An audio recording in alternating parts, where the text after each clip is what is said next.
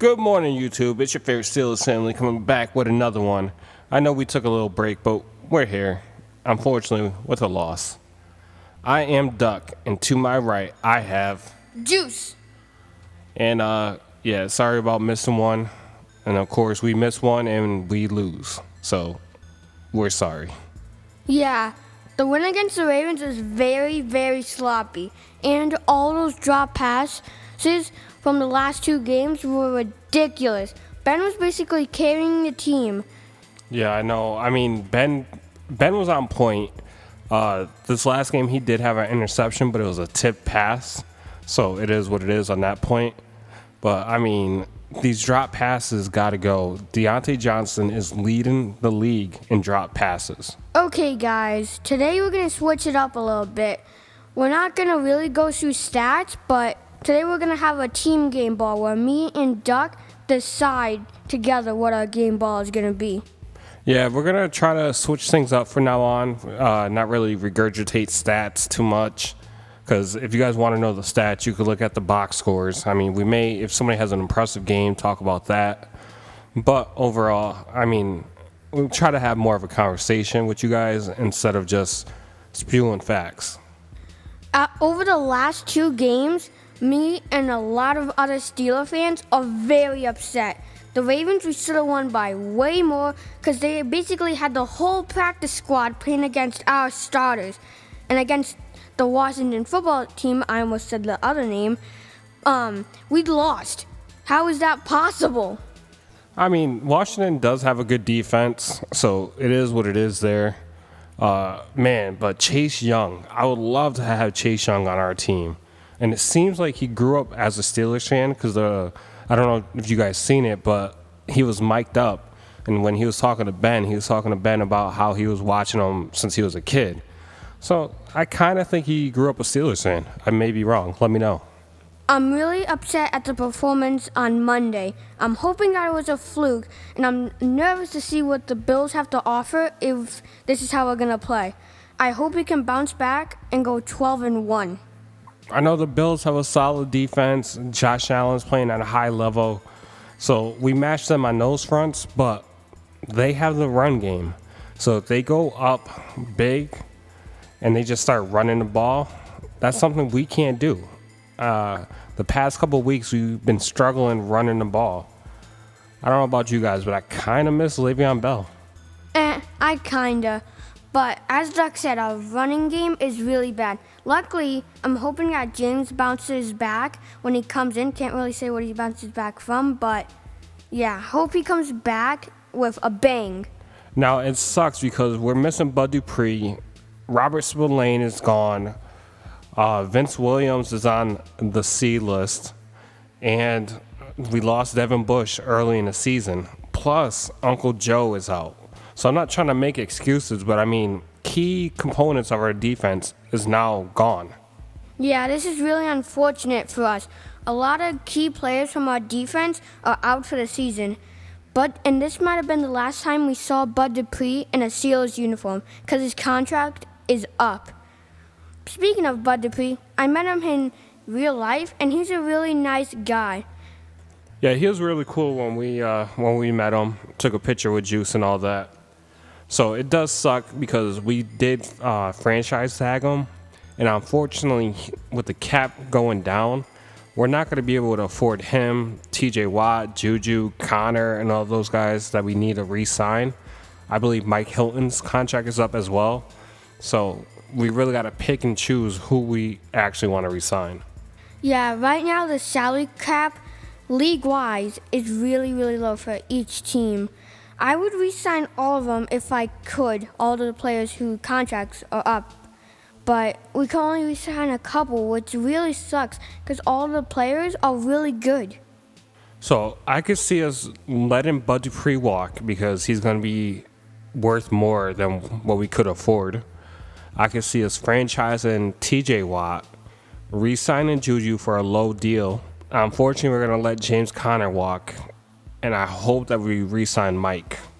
Speaking of Mike Hilton, he was balling against Washington. He was doing extremely well. He was all over the place, right where he needed to be at the right time. You're not wrong. The announcers kept announcing his name throughout the whole game. So Mike Hilton definitely showed his worth. I'm hoping, like you said, I'm hoping that we bring him back. But, I mean, at the end of the day, it's a business. So I want all these players to make their money, do the best they can for their families. But, man, having 28 on the field again, that would be nice. The announcers were just bad this game. Really, really bad. They kept pronouncing Ray McCloud, Ray McDonald. He doesn't have a farm. Hey, you never know. Ray may have a farm. But, no, 100%. These announcers were trash. I mean, overall, they just they weren't good. I get it that it was a Monday night game at 5 o'clock, and they probably just pulled in who they could pull in. But, geez, man. I feel like Juice and I could have did better at announcing. We probably could. But speaking of bad, the referees have been bad all season. Not just to the Steelers, but also to the teams that we were playing. Some games were pretty good. Some games were terrible. Some games the Steelers got flagged a lot. Some games our opponent got flagged a lot. They really need to work on this. In general, I mean, these flags that they're throwing out, they're just ridiculous. So, I get that there was no preseason and the refs used the time for the preseason practice as well, but geez, man, step it up. You guys are professionals. Speaking of bad again, our offensive coordinator was making so bad calls and so predictable calls. Almost the whole first quarter, Duck guessed every single play. We need to change it up. This is too bad. Yeah, I mean, 3rd and 10, why are we running a draw play? Like, come on, Randy. I think this offseason, we really should get rid of him. I don't see it happening because him and Ben have been together for a while because he was the quarterback coach. But, man, Randy really needs to go. I know that the play calling is bad, but the receivers need to step up and make a play and catch the ball. Especially Eric Ebron during the Washington game. He had a lot of wide open passes where he just dropped it. So between the predictable play calling, the drop passes, not utilizing our weapons, I mean, Chase Claypool only had 30% of the offensive snaps. That's insane. Like, our game plan for Washington was just awful. I don't know if it was because we're playing so many games in a short time, but we can't, as a professional organization, you cannot do that. Chase was leading the team in receptions, and you play him only 30% of the snaps? Like, come on, man. Yeah, that is ridiculous. Juju Smith-Schuster is also being underused. He can do way more than what they're giving him. If you just give him the ball, you could see what he does. All right, I mean, we did do some good things on offense and defense. So, for the team game balls that Juice and I agreed on, I'll present offense, he could present defense. But offensively, for the Washington game, we're giving the ball to Ben. It seemed like he was the only one who wants to win, basically. Receivers dropping balls, play calling's trash, running backs not doing much, O-line's not blocking for the running backs. So Ben basically tried to carry that team. Yeah, it should go to Ben.